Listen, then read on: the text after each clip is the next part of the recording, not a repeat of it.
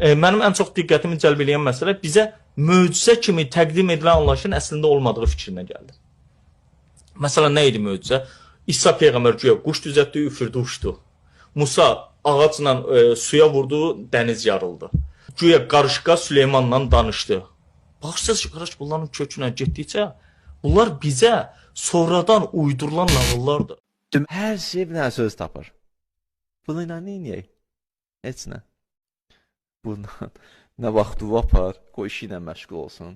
Bir dəfəliklə Quran boş söhbətdir, canımız qutarsın səncə onu. Hə, bu. Belə bir dənə axırda o kulminasiya nöqtə nədir, onu da dinən qutarsın, getsin, işimizi bilək, sən də bil, biz də bilək. Axır o deyil. Axırda bu bir dənə, sən də canın qutarsın, biz də bilək, sən bilirlər, məsələn, bu kimdir, o kimdir.